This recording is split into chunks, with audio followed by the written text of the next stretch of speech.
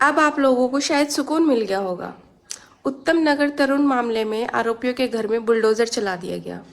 आरोपी खुद भी हिंसा के शिकार हुए थे। अरेस्ट के बाद अस्पताल में है और बाकी घर वाले भागे हुए हैं, इसीलिए कोई कानूनी मदद भी नहीं हो सकी। अब अदालत के चक्कर काटते रहेंगे कि मकान गलत गिरा।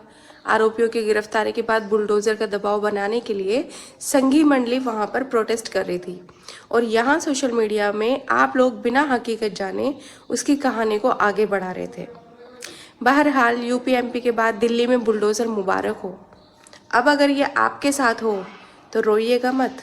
बाकी जिस तरह से पहले आरोपियों के घर में तोड़फोड़ कर आगजनी की गई और अब ये बुलडोजर एक्शन, इससे यही लगता है कि देश में संवैधानिक न्याय व्यवस्था से इधर एक पैरेलल न्याय व्यवस्था अलग चल रही है और जो भाजपा सरकार अपने दल्ले वोटर्स को खुश करने के लिए चला रही है। दिल्ली के उत्तम नगर हत्याकांड पर शुरू में जिस तरह की बातें बताई गई कि बच्ची ने गलती से रंग फेंक दिया, फिर माफी भी मांगी, लेकिन इसके बावजूद मुसलमानों ने निर्दोष तरुण की पीट पीट कर हत्या कर दी। इन बातों को सुनकर पढ़कर सभी ने मुस्लिम पक्ष को ही दोषी माना और बावजूद इसके कि पुलिस पहले ही 8 गिरफ्तारियां कर चुकी थी और मुस्लिम पक्ष के घर को जलाया जा चुका था, सोशल मीडिया पर इस घटना को लेकर मुसलमानों के खिलाफ नफरती और भड़काऊ मैसेजेस की बाढ़ आ गई थी।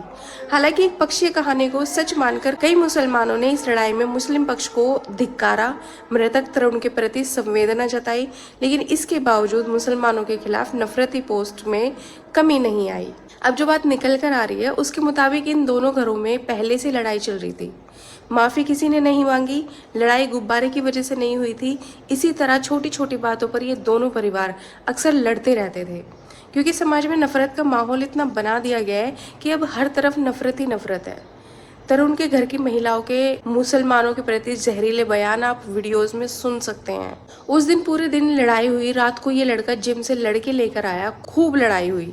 मुस्लिम पक्ष के 4-5 लोग बुरी तरह से घायल हैं। एक लड़का जिसकी उम्र 13 साल है सफदरजंग में भर्ती है आईसीयू में। 1-2 लोगों की पसलियां टूटी हुई है। जो मरा है वही लड़के लेकर आया था। इन्होंने हमला किया था लेकिन इसके सर पर लग गई और ये वहीं गिर गया। जिम के लड़के भाग गए। जब दोनों तरफ से लड़ाई होती है तो ऐसा ही होता है, बीच बचाव करने में लगती है। उसके बाद घर को लूट लिया गया, आग लगाई गई। नफरती दल एक के बदले कईयों के एनकाउंटर की मांग कर रहा है, बुलडोजर की मांग कर रहा है, जबकि लड़ाई दोनों पक्षों की ओर से लड़ी गई थी और लड़के की हत्या और इरादी तौर पर लाठी सर में लगने से हुई है।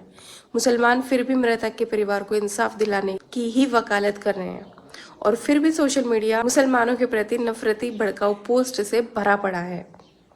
इसके बरक्स लखनऊ के 13 साल के मासूम उज्जैन खान, जिसके माथे पर सटाकर गोली मारी गई यानी इरादतन हत्या की गई, वहां न बुलडोजर की मांग है, न एनकाउंटर का सवाल है, न कोई पूरे हिंदू समाज के प्रति भड़काऊ पोस्ट स्पैम कर रहा है। पिछले इन्हीं कुछ दिनों के बीच में कई मुस्लिमों की धर्म के आधार पर हत्या की गई है। अभी 3-4 दिन पहले बजरंग दल वालों ने एक मुस्लिम ट्रक ड्राइवर को मार डाला। बिहार में एक रोजेदार औरत को दारू और पेशाब पिलाकर मार डाला। ओडिशा में 19 साल की मासूम को बांग्लादेशी बताकर पीट पीट कर मार डाला।